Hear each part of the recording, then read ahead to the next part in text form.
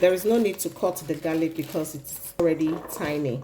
Go ahead and pour in my ginger and garlic blend. Boil my tomato and pouring it in. They food this pot they cook it is sweet like say tomorrow no day.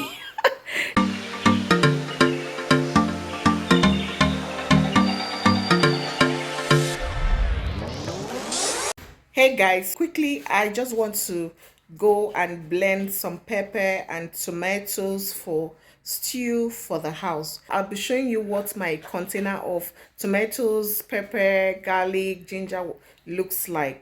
Guys, this is my container of tomato, pepper and ginger and garlic mix. There's tomato down there, pepper, tatashi, shombo, ginger and of course garlic like you can see here.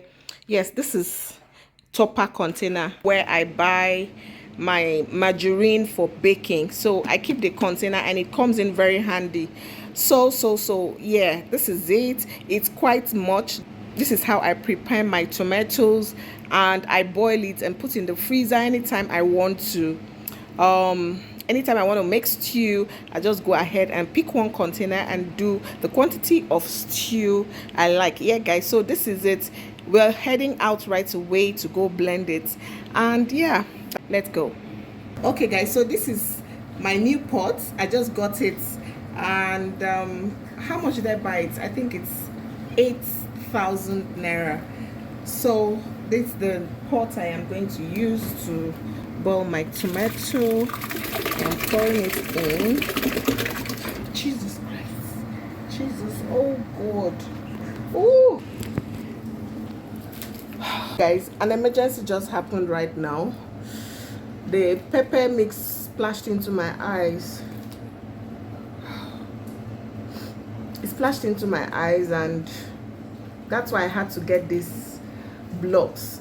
Usually if you have pepper enter your eyes, it's either you look for very chill water and put in your eyes, or you look for ice block or ice pack and put it just there.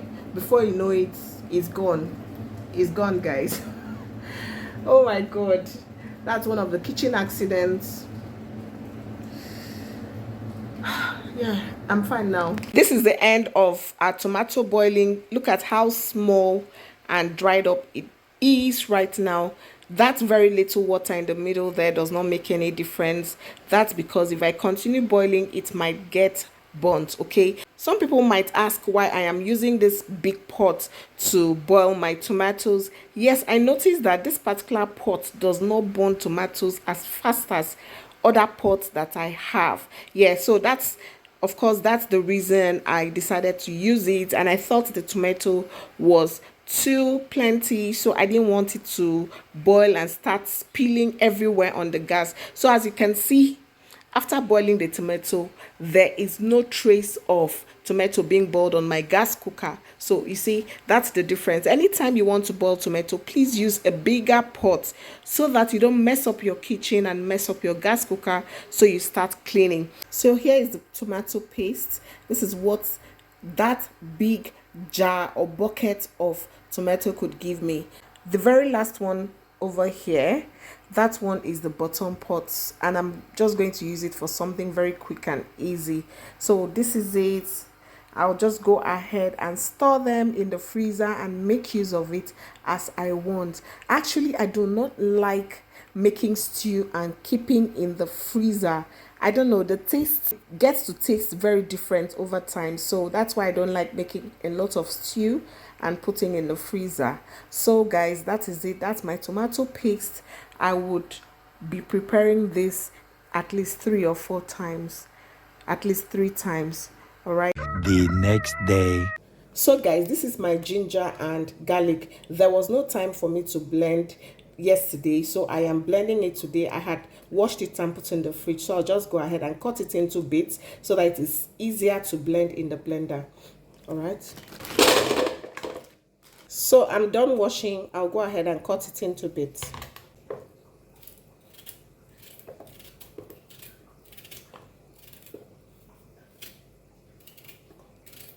Like I said earlier, I am cutting it into bits so it blends faster.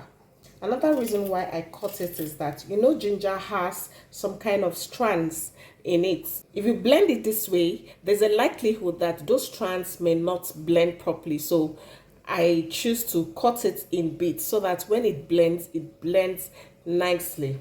So I'll go ahead and continue cutting off camera and come back before I blend. So here is it.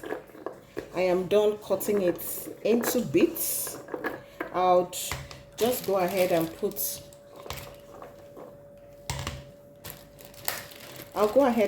in my garlic into it.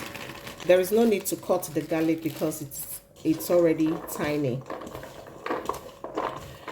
I'll go ahead and put in my ginger and garlic. The next thing I'll be doing is to put a little water. This is to help it blend. I'll go ahead and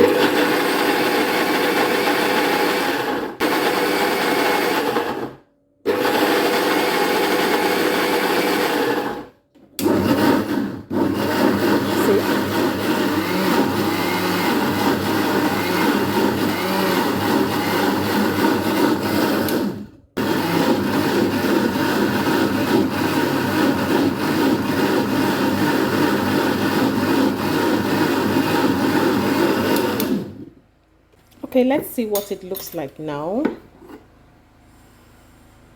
Ooh, this looks good. It looks good. So guys, this is the plate I usually use in putting my ginger and garlic in the freezer. I'll just go ahead and pour in my ginger and garlic blend. You know that this is definitely going to reduce your cooking time in the kitchen. Instead of buying ginger and keeping and it gets dry, please do this and you will not regret it. I hope this was helpful to somebody. Do this and you would never regret it. It reduces the cooking time in the kitchen, and of course you know that you always have ginger and garlic anytime you want to use it. Why I use this steel plate is that anytime I take it out from the freezer, it's always frozen. So I use my knife. You know, if you use plastic, it's going to break. So I use my knife and punch it until I get the quantity I want. So guys, if this video is helpful, kindly give it a thumbs up and I'll see you in my very next video. Bye.